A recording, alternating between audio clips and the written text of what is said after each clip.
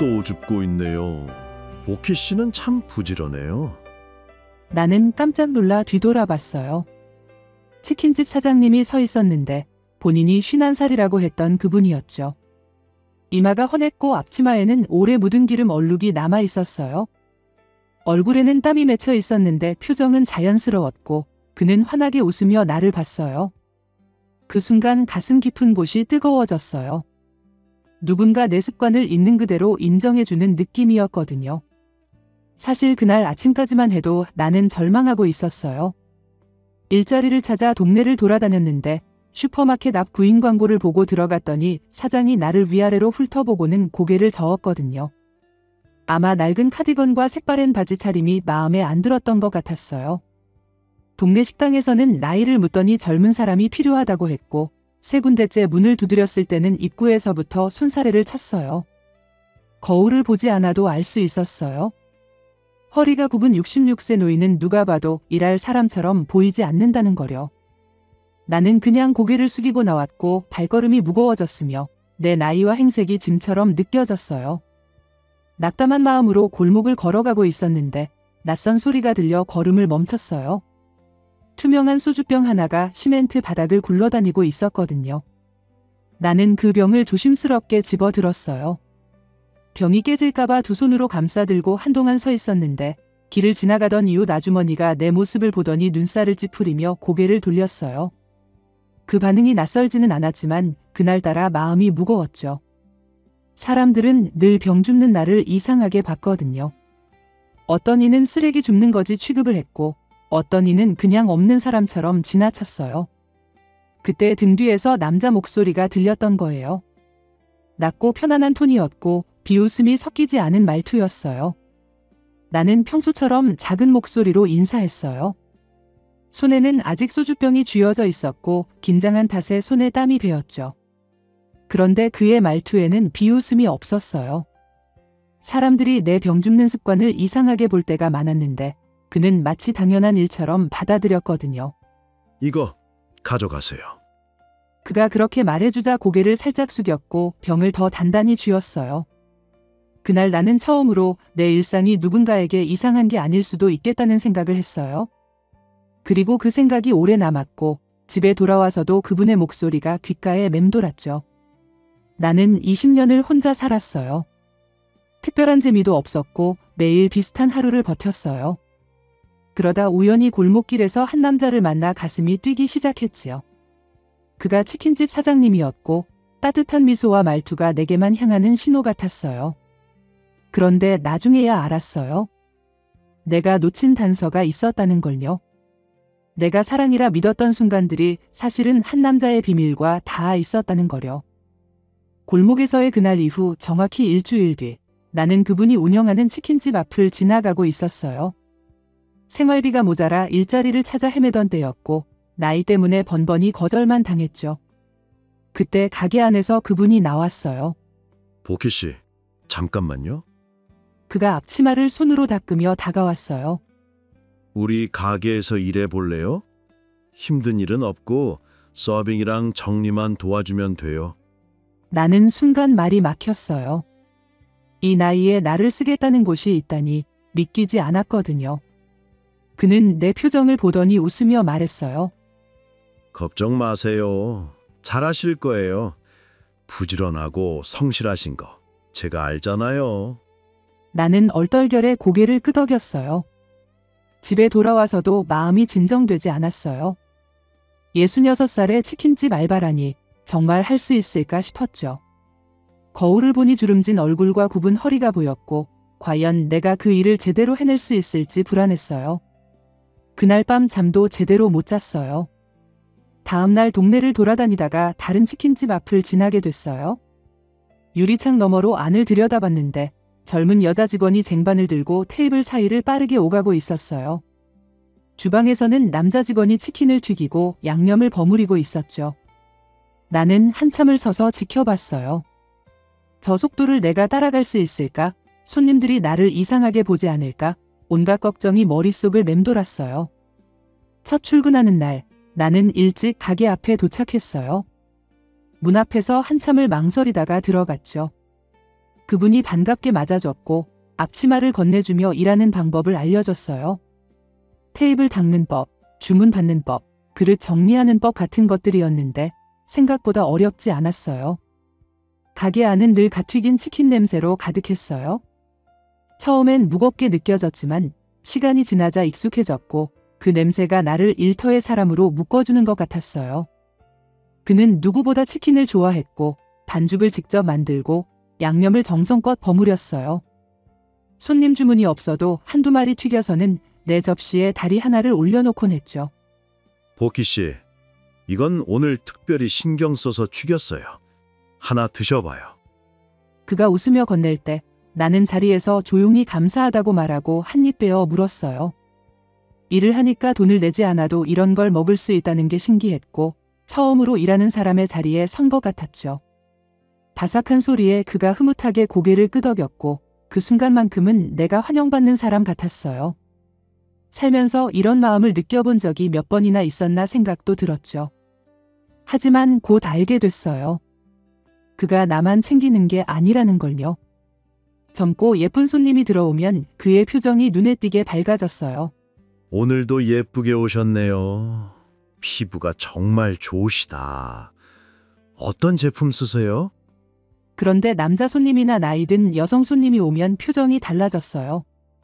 주문만 받고 음식만 내줬죠.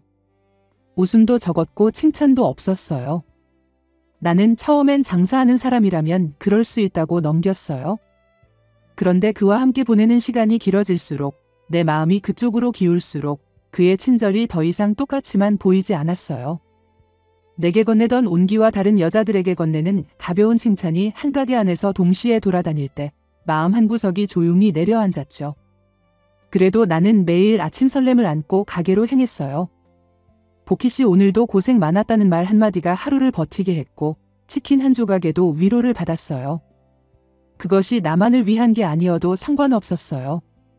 그 순간만큼은 내가 혼자가 아니라는 느낌이 있었으니까요. 그날도 마감이 끝나갈 즈음 그는 기름에서 갓 건져 올린 다리 하나를 접시에 담아 내 앞에 뒀어요. 기가 막히게 튀겨졌네요. 보키 씨, 이거 빨리 먹어봐요.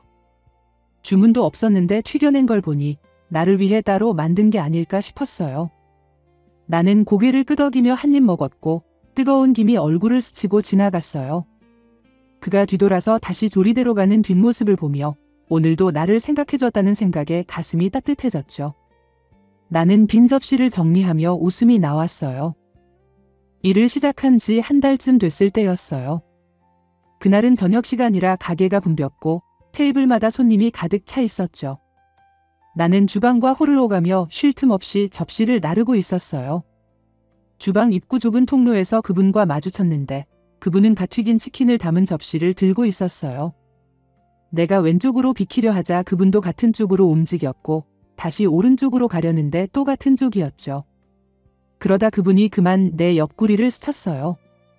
죄송하다고 말했지만 나는 그 순간 숨이 멎는 것 같았어요.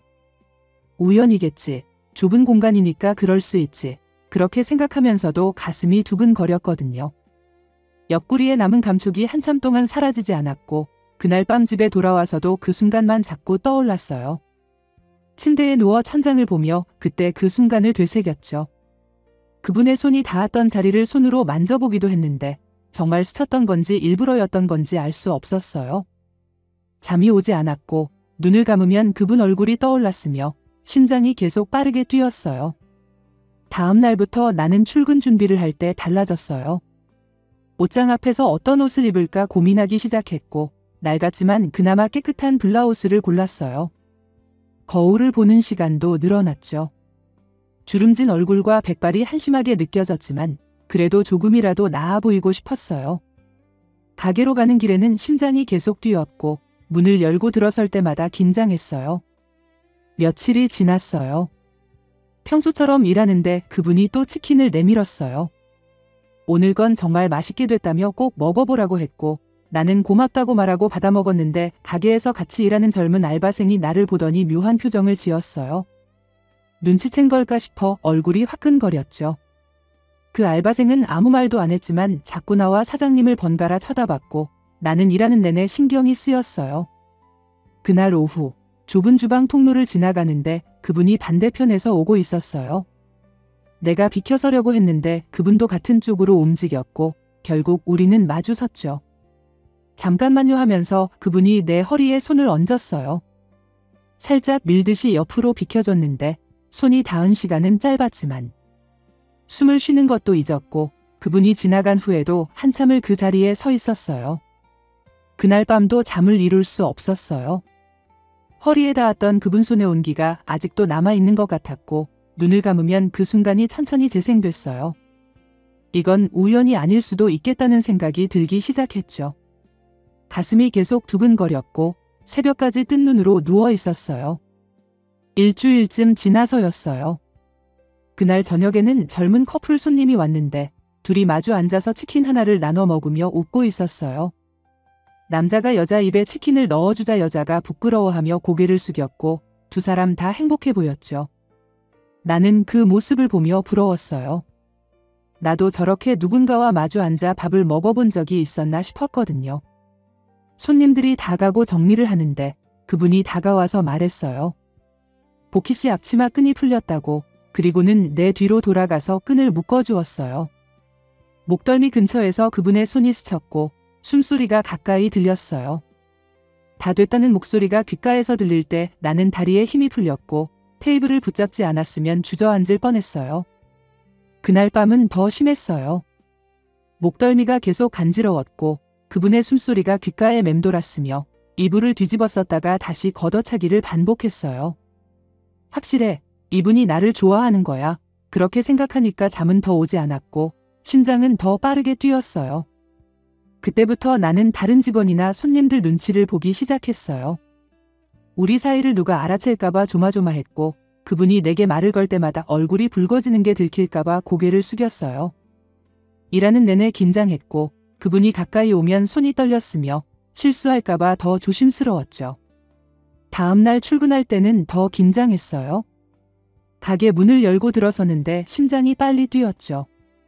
그분이 평소처럼 웃으며 맞아줬고 나는 어색하게 인사했어요. 그날 저녁 마감 시간이 다 되어 손님이 없을 때였어요. 그분이 갓 튀긴 치킨을 접시에 담아 건네줬고 접시를 봤는데 손가락이 또 스쳤어요. 그분도 놀란 듯 잠깐 멈칫했고 우리 눈이 마주쳤죠. 그 순간 나는 완전히 확신했어요. 이분은 나를 좋아하는 게 맞다고, 틀림없다고요. 그날 밤 집에 돌아와서도 흥분이 가라앉지 않았어요. 거울 앞에 서서 내 모습을 봤는데 주름진 얼굴에도 불구하고 뭔가 달라 보였어요. 눈빛이 살아있었고 볼에 홍조가 돌았으며 입가에 미소가 번졌어요. 처음으로 누군가 나를 여자로 봐준다는 생각에 행복했거든요. 그렇게 확신하고 나서 나는 달라졌어요. 출근할 때마다 설렜고 그분을 볼 때마다 가슴이 두근거렸는데 그분도 달라진 것 같았거든요. 전보다 자주 말을 걸었고 내 곁에 더 오래 머물렀으며 오늘 날씨가 좋던데 집에 가는 길 괜찮냐고 물어보기도 했어요. 쉬는 날엔 뭐 하냐며 혼자 있으면 심심하지 않냐고 했는데 이런 말들이 그냥 친절한 게 아니라 나에 대한 관심이라고 믿었어요. 나도 조금씩 용기를 내서 걷는 게 좋다고 집에서 주로 책을 본다고 대답했지만 거짓말이었죠. 집에서 책을 본 적은 거의 없었지만 뭔가 교養있어 보이고 싶었고 그분 눈에 조금이라도 괜찮은 사람으로 보이고 싶었거든요. 마감 후에도 둘이 있는 시간이 늘어났어요. 예전에는 정리가 끝나면 바로 퇴근했는데 이제는 그분이 술 한잔하며 이야기를 나누자고 했고 나도 거절하지 않았어요. 가게 안 작은 테이블에 마주 앉아 소주잔을 기울이며 하루 이야기를 나눴는데 그분은 어릴 적 이야기도 들려주고 치킨집을 하게 된 이유도 말해줬어요. 나는 고개를 끄덕이며 듣다가 가끔 내 이야기도 조금씩 꺼냈고 그분은 귀 기울여 들어줬어요. 어느 날은 그분이 내 이름을 그냥 보키라고 불렀어요. 보키 씨가 아니라 보키. 그렇게 부르는 순간 심장이 멎는 것 같았어요. 나는 얼굴이 붉어져서 잔만 들여다봤는데 그분이 웃으며 괜찮냐고 물었고 나는 고개만 끄덕였죠. 그날부터 그분은 늘 보키 씨라고 불렀고 나는 그 이름이 그분 입에서 나올 때마다 설렜어요. 손이 자주 스쳤어요. 잔을 주고받을 때, 안주 접시를 나눠 먹을 때, 그럴 때마다 전기가 흐르는 것 같았고 나는 숨을 고르게 됐어요. 그분도 느꼈는지 눈을 마주치며 웃었고 나는 고개를 돌렸지만 입가에는 미소가 번졌어요. 내가 정말 성실하다고, 나이 드신 분들 중에 이렇게 일 열심히 하는 분이 없다고 했어요. 덕분에 가게 분위기가 좋아졌고 손님들도 좋아한다고 했는데 그런 말을 들을 때마다 얼굴이 붉어졌고 손에 든 잔을 더 세게 쥐었는데 내 손이 떨리는 게 들킬까봐 테이블 아래로 내렸어요. 어느 날 밤 정리를 끝내고 마주 앉아 있는데 그분이 내 손을 덮었어요. 갑자기여서 놀랐지만 손을 빼지 않았고 그분은 따뜻한 손이라며 웃었어요. 우리는 그렇게 한참을 앉아 있었고 말은 없었지만 편안했어요. 그날도 손님이 많아 늦게까지 일을 했어요. 거의 밤 11시가 다 되어서야 마지막 테이블을 닦고 있었는데 식당 안은 하루 종일 튀긴 기름 냄새와 양념 냄새가 배어 있었고 나는 지친 몸으로 바닥을 닦고 의자를 정리하고 있었어요. 그분도 조리대를 정리하며 힘들다고 중얼거렸는데 나는 오늘 혹시 뭔가 말씀하실까 싶어 기대하고 있었어요. 둘만 있는 시간이니까 어쩌면 오늘은 고백을 받을 수도 있겠다는 생각이 들었거든요. 그분이 자꾸 나를 쳐다보고 있었고 뭔가 말하려는 것 같았어요. 그때 그분의 휴대폰 벨소리가 들렸어요. 처음엔 대수롭지 않게 넘겼는데 통화하는 목소리가 평소와 달랐고 들뜬 기운이 묻어나 있었으며 기대하는 듯한 말투였어요. 나는 무심코 귀를 기울이게 되었죠. 진짜야? 몇 살인데? 몸매는 좋아? 그 말을 듣는 순간 온몸이 식는 걸 느꼈고 손에 쥔 행주가 바닥으로 떨어질 것 같아 더 세게 쥐었는데 손에 땀이 배면서 행주가 축축해졌어요. 통화 내용은 분명 유흥업소에 관한 것이었고 단순히 술만 마시러 가는 게 아니라는 걸 알 수 있었어요. 가슴이 답답했고 지금까지 내가 품었던 따뜻한 감정들이 산산조각 나는 기분이었는데 그분이 술을 좋아하는 건 알고 있었어요. 낮에 가끔 소주를 마시며 술 없으면 못 산다고 농담하곤 했으니까요. 하지만 이런 모습은 전혀 몰랐어요. 통화를 마치고 그분은 내게 다가와 평소처럼 웃으며 말했어요. 오늘은 먼저 들어가세요. 제가 마무리할게요. 그 웃음은 예전과 다름없었지만 이제는 다르게 보였어요. 그 미소 뒤에 내가 모르는 또 다른 모습이 숨어 있다는 걸 느낄 수 있었거든요. 집으로 돌아가는 길 내내 생각에 잠겼어요. 그분도 결국 다른 남자들과 다르지 않은 건 아닐까? 내가 느낀 특별한 관심이 사실은 동정심이었을까? 그런 생각을 하면 할수록 내 마음은 더 초라하게 느껴졌어요. 그날 밤 나는 베개를 눈물로 적시며 잠이 들었는데 이렇게 서럽게 운 건 참 오랜만이었어요. 다음 날 출근할 때 나는 화가 나 있었어요. 어젯밤 전화 내용이 머릿속에서 떠나지 않았고 그분을 볼 생각을 하니 가슴이 답답했죠. 그래도 일은 해야 했기에 평소처럼 가게 문을 열고 들어갔어요. 그분이 환하게 웃으며 인사했지만 나는 그냥 고개만 끄덕였어요. 요즘은 이상하게 날씨가 참 좋네요. 이러다가 갑자기 비 오는 거 아닐까요? 그분이 또 말을 걸었지만 나는 그냥 짧게 대답했어요. 테이블을 닦으러 가면서 등을 돌렸는데 그분이 이상하다는 듯 나를 쳐다보는 게 느껴졌어요. 하루 종일 그렇게 건성으로 대답했어요. 치킨을 건네줘도 고맙다는 말만 했고 맛있게 먹으라는 말에도 그냥 고개만 끄덕였죠. 그분은 내가 왜 그러는지 모르는 것 같았지만 나는 말해줄 생각이 없었어요. 저녁 때쯤 되자 그분의 휴대폰이 또 울렸어요. 나는 귀를 기울였는데 어제와 비슷한 내용이었어요. 오늘도 가냐는 질문에 그분은 웃으며 대답했고 목소리에는 기대감이 묻어났죠. 그런데 어제보다 더 들떠 있었어요. 친구들과 만나기 전 설레하는 사람처럼, 아니 그보다 더 흥분된 목소리였어요. 빨리 끝내고 가고 싶다는 말, 오늘은 일찍 갈 거라는 말, 기다려진다는 말들이 들렸고 나는 손에 쥔 접시를 놓칠 뻔했어요. 가슴속에서 알 수 없는 감정이 솟구쳤는데 분노인지 질투인지 배신감인지 알 수 없었어요. 그저 뭔가 뜨거운 게 목까지 차올랐고 숨쉬기가 힘들었죠. 전화를 끊고 그분이 말했어요. 보키 씨, 오늘도 먼저 들어가세요. 저는 약속이 있어서요. 나는 알겠다고 대답했지만 속으로는 다른 생각을 하고 있었어요. 따라가 보자. 직접 눈으로 확인해 보자. 그렇게 마음먹었죠. 가슴속 알 수 없는 감정이 나를 떠밀고 있었고 그냥 집에 갈 수 없었어요. 평소보다 일찍 앞치마를 벗고 가게를 나섰어요. 하지만 멀리 가지 않고 골목 모퉁이에 숨어서 기다렸죠. 10분쯤 지나자 그분이 가게 문을 잠그고 나왔는데 평소 입던 작업복이 아니라 깔끔한 셔츠 차림이었어요. 머리도 정리했고 향수 냄새도 났어요. 나는 조금 떨어져서 뒤를 따라갔어요. 그분은 큰 길로 나가더니 번화가 쪽으로 걸어갔고 나는 사람들 틈에 섞여 뒤를 밟았어요. 심장이 빠르게 뛰었고 다리가 후들거렸지만 멈출 수가 없었어요. 가슴속 뜨거운 감정이 나를 계속 앞으로 나아가게 했어요. 그분이 멈춘 곳은 네온 사인이 번쩍이는 주점 앞이었어요. 입구에서 누군가를 기다리는 듯 서 있었는데 곧 안에서 한 여자가 나왔어요. 화려하게 꾸민 젊은 여자였고 노래방 도우미 같았어요.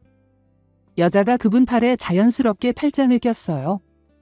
그분은 웃으며 괜찮다고 했고 두 사람은 함께 주점 안으로 들어갔어요. 친밀해 보였고 익숙해 보였어요. 나는 그 자리에 얼어붙었어요. 차가운 바람이 얼굴을 스쳤지만 느껴지지 않았고 주변이 시끄러웠지만 아무 소리도 들리지 않았어요. 그저 방금 본 장면만 머릿속에서 계속 재생됐죠. 집으로 돌아가는 길은 기억나지 않아요. 어떻게 걸어왔는지, 몇 시에 도착했는지 알 수 없었어요. 현관문을 열고 들어서자마자 주저앉았는데 눈물이 쏟아졌어요. 분노와 배신감이 한꺼번에 밀려왔어요. 내가 바보였다는 생각, 이 나이에 무슨 착각을 했나 싶은 자괴감, 그리고 그분에 대한 실망감이 뒤섞였죠. 손을 스치고 허리를 만지고 앞치마 끈을 묶어줬던 모든 순간들이 거짓말처럼 느껴졌어요. 한참을 울고 나니 목이 말랐어요. 술이라도 한 잔 마시고 자고 싶었는데 냉장고를 열어보니 김치밖에 없었어요. 평소 같으면 편의점은 비싸니까 참았을 텐데 그날은 그런 생각도 들지 않았어요. 홧김에 현관문을 열고 나왔죠. 집 근처 편의점으로 걸어가는데 멀리서 익숙한 모습이 보였어요. 편의점 앞 파라솔 테이블에 그분이 앉아 있었고 아까 그 여자도 함께였어요. 둘은 맥주를 마시며 웃고 있었죠. 나는 황급히 몸을 돌렸어요. 들키면 안 된다는 생각뿐이었고 골목 사이로 몸을 숨긴 채 반대 방향으로 걸었어요. 숨이 차고 다리가 떨렸지만 걸음을 멈출 수 없었어요. 반대편 편의점에 도착해서 맥주 한 캔을 샀어요. 그리고 그 편의점 앞 테이블에 앉아 멀리 그쪽을 지켜봤죠. 두 사람은 여전히 웃고 있었고 여자가 그분 어깨에 머리를 기댔으며 그분은 여자 허리에 팔을 두르고 있었어요. 맥주를 한 모금 마셨는데 쓴맛만 느껴졌어요. 목구멍으로 넘어가는 게 아니라 가슴 속으로 쏟아지는 것 같았죠. 두 사람이 깔깔거리며 웃는 모습을 보니 더 이상 참을 수가 없었어요. 집으로 돌아오면서 결심했어요. 그만두겠다고, 더 이상 그 가게에서 일하지 않겠다고 마음먹었죠. 이런 수모를 겪을 필요는 없으니까요. 그만두겠다고 결심했지만 현실은 달랐어요. 당장 다음 달 월세를 내야 했고 생활비도 필요했죠. 다른 일자리를 구하려 해도 나이 때문에 받아주는 곳이 없을 게 뻔했어요. 결국 며칠 후 다시 가게 문을 열고 들어갔어요. 그분은 반가워하며 어디 아팠냐고, 연락이 안 돼서 걱정했다고 말했어요. 나는 몸이 안 좋았다고 죄송했다고 사정을 얘기한 뒤 평소처럼 앞치마를 두르고 일을 시작했죠. 며칠간은 서먹했어요. 나는 최대한 거리를 두려 했고 그분도 조심스러워하는 것 같았어요.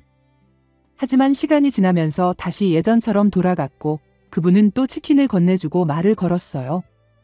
어느 날 마감 후 그분이 평소와 달랐어요.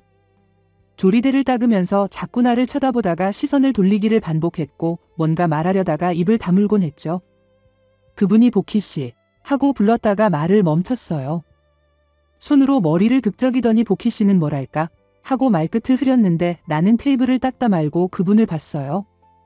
그분 얼굴이 붉어져 있었죠. 친구 같다고 말했다가 아니 친구는 아니고 하며 말을 더듬었어요. 평소에 손님들 앞에서 능글맞게 말하던 모습과는 전혀 달랐죠. 복희 씨는 생각보다 젊어 보인다고 나이는 중요하지 않다고 말하며 테이블을 손으로 두드렸어요. 시선은 자꾸 다른 곳으로 향했고 손은 계속 움직였어요. 처음 봤을 때부터 뭔가 달랐다고 했어요. 병 줍는 거 다른 사람들은 이상하게 봤지만 자기는 그게 참 좋아 보였다고요. 성실하고 조용한데 또 외롭지 않은 척하는 모습이 계속 생각났다고, 일 시작하고 나서는 더 그랬다고, 복희 씨 덕분에 가게 오는 게 좋았다고 말했어요. 숨을 한 번 크게 쉬더니 그분이 드디어 내 눈을 똑바로 보며 말했어요. 복희 씨, 저는 복희 씨가 좋아요. 그 순간 머릿속이 하얘졌어요. 편의점 앞에서 여자랑 웃던 모습, 팔짱 끼고 들어가던 장면이 떠올랐지만 지금 이 순간 그분이 나를 좋아한다는 말이 너무 강렬해서 다른 생각을 할 수가 없었어요.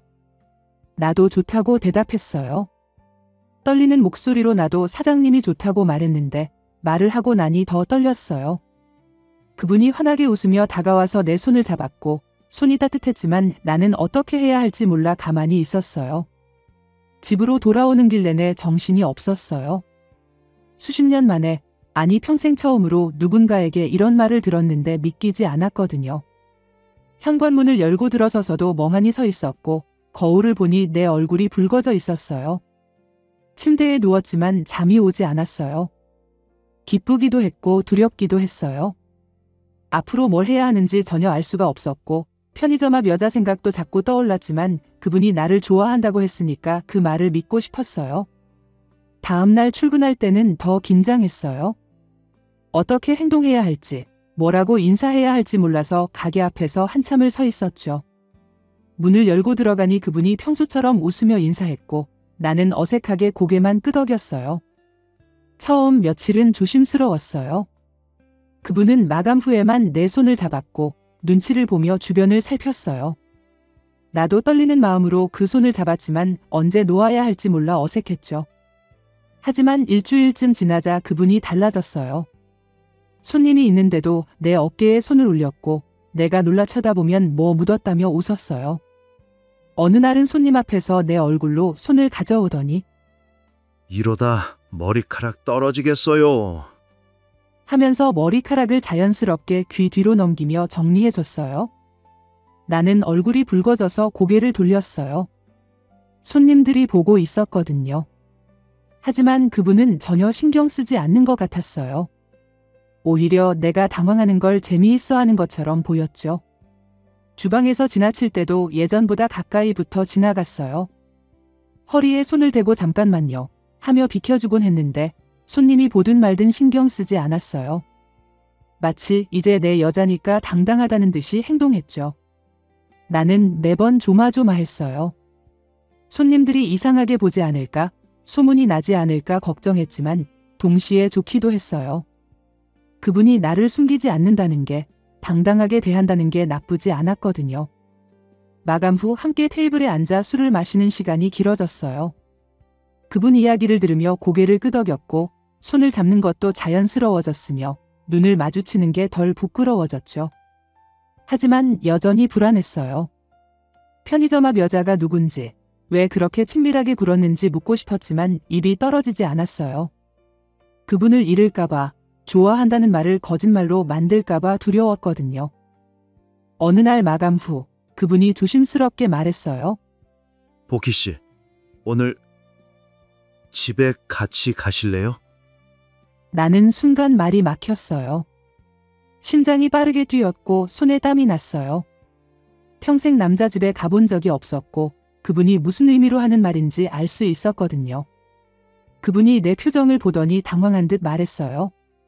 술이나 한잔 하자는 거라고, 부담 가질 필요 없다고, 그냥 좀 더 편하게 이야기하고 싶다고 했죠. 나는 한참을 망설이다가 고개를 끄덕였어요. 가게를 나서는데 다리가 후들거렸어요. 그분은 내 옆에서 걸었고 가끔 내 손을 잡으려다가 주변을 살피고 멈췄어요. 거리에는 사람들이 오가고 있었고 나는 누가 우리를 보고 있는 것 같아 계속 고개를 숙였죠. 그분의 집은 가게에서 가까운 주택가에 있는 작은 다세대 주택이었어요. 계단을 올라가는 동안 숨이 가빠졌는데 긴장 때문인지 계단 때문인지 알 수 없었어요. 그분이 문을 열고 안으로 들어오라고 했고 나는 조심스럽게 현관을 넘어섰어요. 집 안은 생각보다 깨끗했어요. 작은 거실에 낡은 소파와 테이블이 있었고 벽에는 액자 몇 개가 걸려 있었죠. 테이블 위에는 이미 술과 안주가 준비되어 있었어요. 오징어채와 땅콩, 그리고 소주 2병이었는데 미리 준비해뒀다는 게 느껴졌어요. 나는 소파 끝에 앉았어요. 손을 무릎 위에 올리고 꼼짝도 못했는데 그분이 옆에 앉으며 잔에 술을 따랐어요. 한 잔 드시라고 건넸고 나는 받아서 단숨에 마셨어요. 목이 타는 것 같았지만 긴장을 풀 수 있을 것 같았거든요. 술을 몇 잔 마시자 조금 나아졌어요. 그분이 이런저런 이야기를 했고 나는 고개를 끄덕이며 들었어요. 그분이 내 어깨에 팔을 올렸고 나는 몸이 굳었지만 피하지 않았어요. 괜찮냐고 물었고 나는 괜찮다고 대답했어요. 그분이 내 뺨에 손을 얹으며 천천히 해도 된다고 급할 거 없다고 말했는데 그 말에 오히려 마음이 조금 놓였어요. 모든 게 낯설었어요. 그분의 손길, 숨소리, 체온까지 전부 처음 느껴보는 것들이었고 어떻게 해야 할지 몰라 가만히 있었어요. 그분이 천천히 이끌었고 나는 떨리는 몸으로 따라갔어요. 나는 눈을 감았어요. 오래 잊고 있던 감각들이 하나씩 깨어났고 아니 처음부터 몰랐던 것들이었는지도 몰라요. 낯선 온기가 몸을 감쌌고 처음 느껴보는 무게감이 있었으며 어떻게 시간이 지나갔는지 기억나지 않았어요. 그저 그분의 숨소리와 내 심장 소리만 들렸고 그 소리들이 점점 하나가 되어가는 것 같았어요. 어느새 밤이 깊었어요. 그분은 옆에서 잠들었고 나는 천장을 보며 누워 있었어요.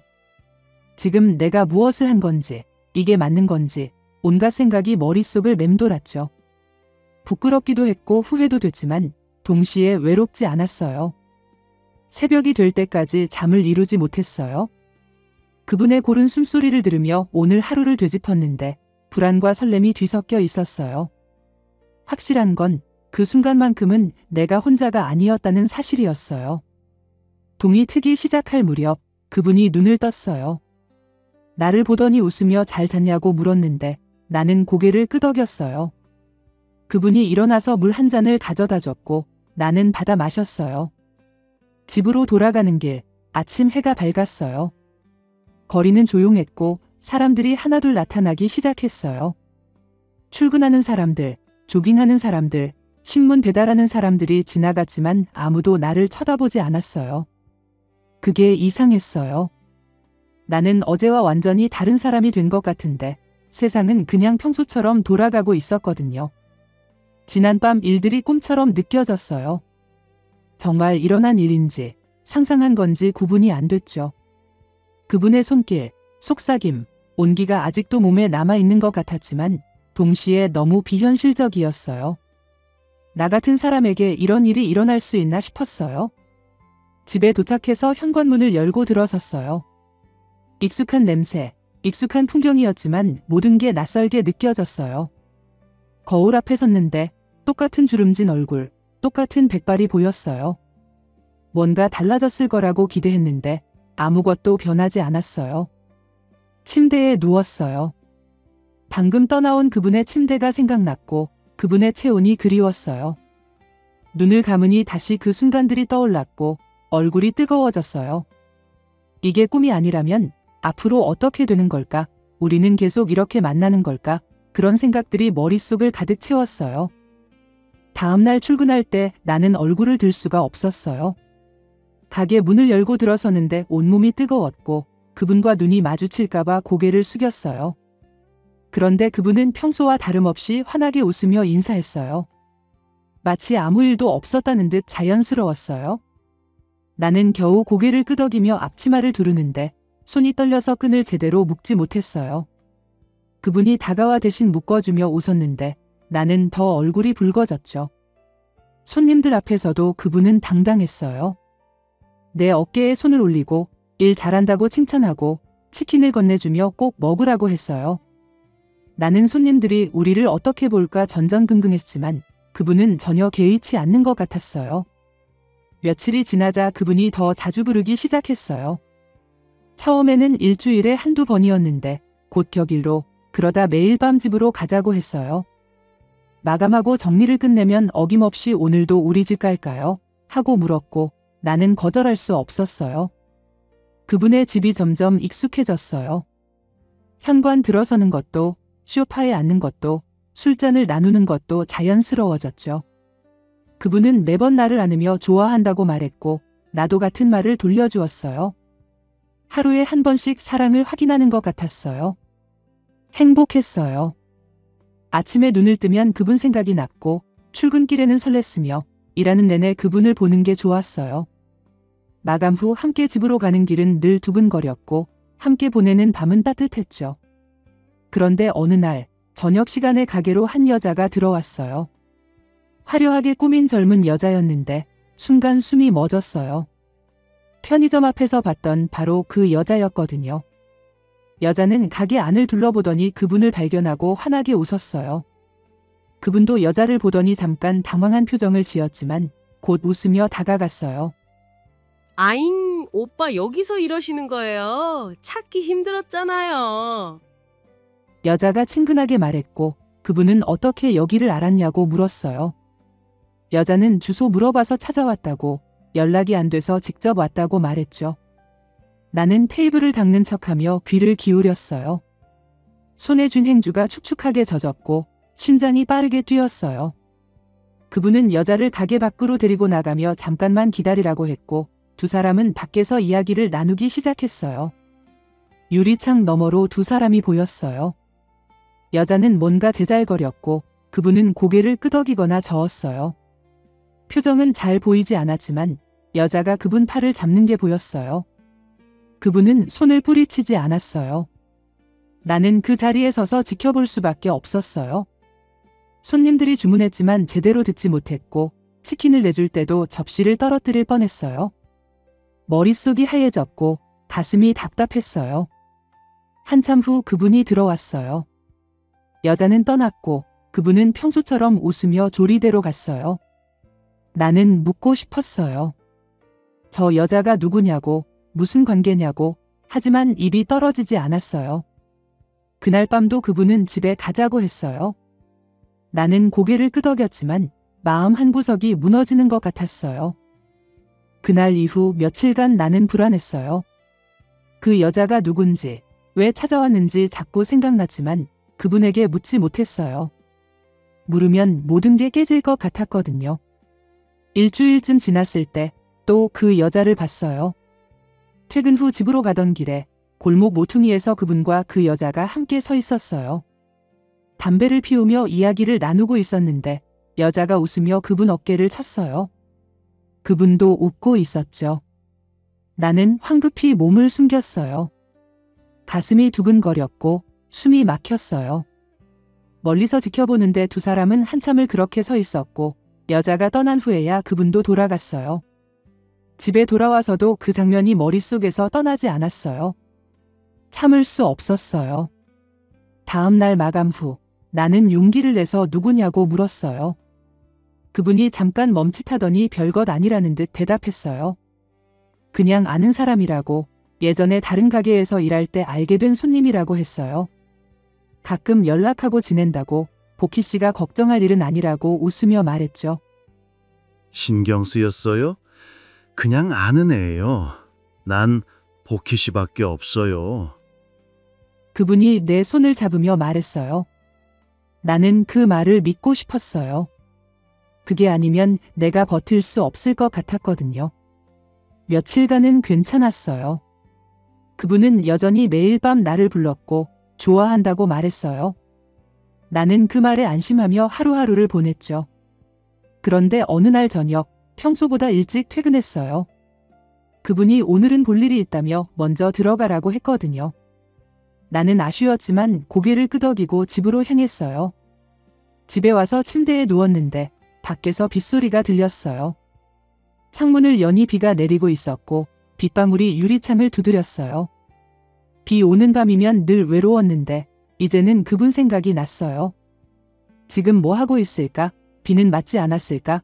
그런 생각을 하다가 비 오는데 괜찮냐고 문자를 보냈어요. 평소 같으면 금방 답장이 왔을 텐데 아무 반응이 없었어요.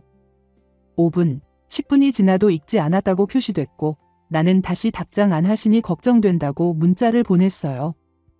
그래도 소식이 없었어요. 세 번째 문자를 보내고 한참을 기다렸지만 여전히 읽지 않음이었어요. 혹시 무슨 일이 생긴 건 아닐까? 다치기라도 한 건 아닐까? 걱정이 되기 시작했어요. 전화를 걸었어요. 신호음이 가지 않고 바로 꺼져 있다는 안내가 나왔어요. 전화기가 꺼져 있었던 거예요. 평소에는 항상 켜두는 분인데 이상했어요. 불안한 마음에 옷을 입고 우산을 챙겼어요. 혹시 집에서 쓰러진 건 아닐까 확인해야 할 것 같았어요. 비를 맞으며 그분 집으로 향했는데 골목이 어두웠고 가로등 불빛만 희미하게 비쳤어요. 그분 집이 있는 골목으로 접어드는데 앞쪽에 두 사람이 보였어요. 우산도 없이 비를 맞으며 서로 껴안고 있었어요. 캄캄한 골목에서 애정 행각을 펼치고 있었던 거예요. 가까이 다가가니 그게 누군지 알 수 있었어요. 그분이었어요. 그리고 그 여자였죠. 두 사람은 비에 젖은 채로 입을 맞추고 있었고 그분 손이 여자 허리를 감싸고 있었어요.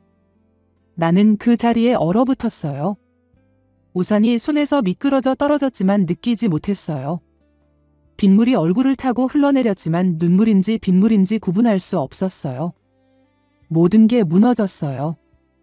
그분이 했던 말들, 좋아한다는 고백, 함께 보낸 밤들, 전부 거짓말이었어요. 나는 그저 놀이개였던 거예요. 60대 노인을 가지고 논 거였어요. 나는 몸을 돌려 걸었어요. 비명도 지르지 않았고 소리도 내지 않았어요. 그냥 걸었어요. 집이 어디인지도 모른 채 계속 걸었고 온몸이 흠뻑 젖었지만 상관없었어요. 아무것도 느껴지지 않았거든요. 다음 날 아침 나는 침대에 누운 채로 천장을 봤어요. 출근해야 할 시간이 지났지만 몸을 일으킬 수가 없었어요. 그만둘까? 아니면 마지막으로 한 번 더 얼굴을 볼까? 온갖 생각이 머릿속을 맴돌았죠. 결국 일어났어요. 그냥 끝낼 수는 없었어요. 직접 확인하고 직접 끝내야 할 것 같았거든요. 가게 문을 열고 들어서는데 그분이 평소처럼 웃으며 인사했어요.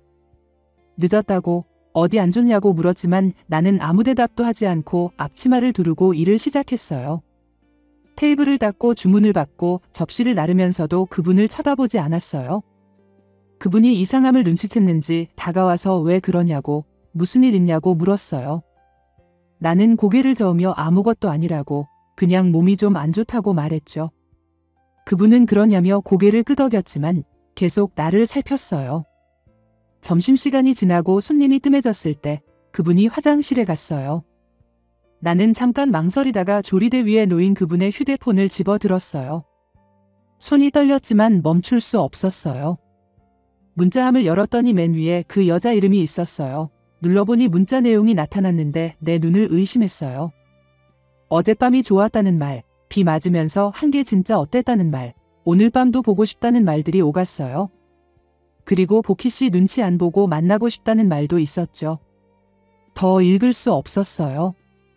화장실 쪽에서 물 내리는 소리가 들렸고 나는 황급히 여자의 전화번호를 손에 적었어요. 휴대폰을 원래 자리에 놓고 테이블을 닦는 척했죠. 그날 하루가 어떻게 지나갔는지 기억나지 않아요.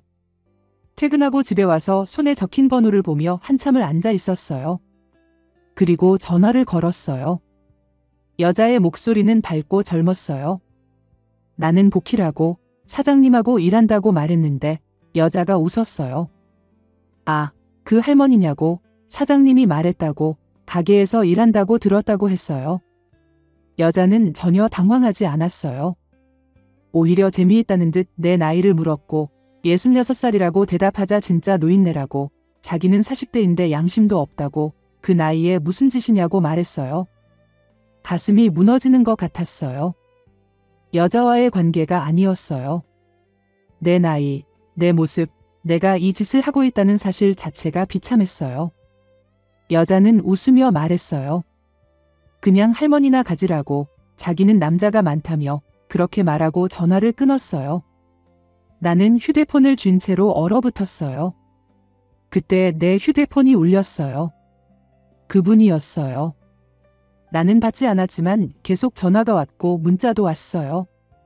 만나자고, 지금 당장 만나자고 했어요. 나는 대답하지 않았지만 곧 현관문을 두드리는 소리가 들렸어요. 문을 열자 그분이 서 있었어요. 얼굴이 붉어져 있었고 화가 난 듯했어요. 이게 무슨 짓이에요? 왜 그 여자한테 전화했어요? 그분이 소리를 질렀어요. 전화번호는 어떻게 알았냐고, 내 폰 봤냐고 계속 소리를 지르는데 나는 아무 말도 하지 못하고 서 있었죠. 참았던 게 터져버렸어요. 그냥 울기 시작했고 그분이 잠깐 멈칫하더니 한숨을 쉬었어요. 미안하다고, 소리 질러서 미안하다고 말했어요. 그 여자는 아무것도 아니라고, 그냥 잠깐 스친 거라고 했죠. 그분이 내 어깨를 잡으며 말했어요. 난 포키 씨만 생각해요. 진짜예요. 우리 집 가요. 나는 고개를 들어 그분을 봤어요. 여전히 환하게 웃고 있었고 따뜻해 보였어요. 하지만 이제는 알았어요. 그 웃음 뒤에 뭐가 숨어 있는지, 그 따뜻함이 얼마나 가벼운 건지요. 그날 밤 나는 그분과 함께 갔어요. 마지막이 될 거라고 생각했지만 그분이 다시 좋아한다고 말하고 그 여자는 아무것도 아니라고 말하니까 나는 또 믿었어요. 며칠이 지났어요. 평소처럼 일했고 그분은 여전히 치킨을 건네줬으며 마감 후에는 함께 술을 마셨어요. 모든 게 예전으로 돌아간 것 같았어요. 그런데 어느 날 오후 손님이 적은 시간에 나는 화장실에 갔어요. 손을 씻고 거울을 보는데 거울 속 내 얼굴이 낯설게 느껴졌어요. 주름진 얼굴, 백발, 지친 눈빛을 보며 한참을 서 있었죠. 화장실을 나와 홀로 들어서는데 그 여자가 가게 안에 서 있었어요. 그리고 그분이 그 여자 앞에 무릎을 꿇고 있었어요. 빌고 있었어요. 한 번만 더 기회를 달라고, 다시는 안 그러겠다고, 제발이라고 말하고 있었어요. 여자는 팔짱을 끼고 내려다보며 한숨을 쉬고 있었고 그분은 계속 고개를 숙이며 빌었어요. 나는 그 자리에 서서 지켜봤어요. 아무 말도 나오지 않았고 아무 생각도 들지 않았어요. 그저 그 장면이 눈에 들어왔을 뿐이었어요. 그분이 내 존재를 눈치채지 못한 채 계속 빌고 있었고 나는 천천히 뒤돌아서서 조리대로 갔어요. 앞치마 끈을 풀었고 깔끔하게 접어서 의자 위에 걸었어요. 주변을 둘러보니 내가 닦았던 테이블, 내가 서빙했던 접시들이 보였어요. 가게 문을 열고 나왔어요. 뒤에서 아무 소리도 들리지 않았고 나는 고개를 돌리지 않았어요. 사장은 결국 뒤따라 나오지 않았어요. 길을 걸었어요. 어디로 가는지 알 수 없었지만 그냥 걸었어요. 하늘을 보니 구름이 천천히 흘러가고 있었고 해가 기울어가고 있었어요. 모든 게 끝났어요. 그분과의 관계도, 가게 일도, 짧았던 설렘도 다 끝났어요. 하지만 이상하게 마음이 가벼웠어요. 분노도 없었고 원망도 없었어요. 그저 담담했어요. 처음부터 내 착각이었어요. 누군가에게 특별할 수 있다고 믿었던 게 잘못이었죠.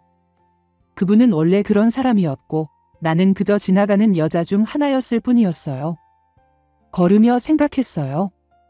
내 인생이 뭐였나? 혼자 살았고 혼자 늙었고 이제 또 혼자가 됐네. 그런 생각들이 스쳤지만 슬프지는 않았어요. 원래 내 자리로 돌아온 거니까요. 하늘을 보며 걸었어요. 구름은 계속 흘러갔고 바람이 불었어요. 나는 걸으며 생각했어요. 이제 다시 혼자가 되었다고, 원래 내 자리로 돌아왔다고요. 그래도 괜찮았어요. 혼자여도, 늙었어도, 아무도 나를 특별하게 보지 않아도 나는 여전히 여기 있었으니까요. 하늘은 여전히 푸르렀고 바람은 여전히 불었으며 나는 여전히 걷고 있었어요.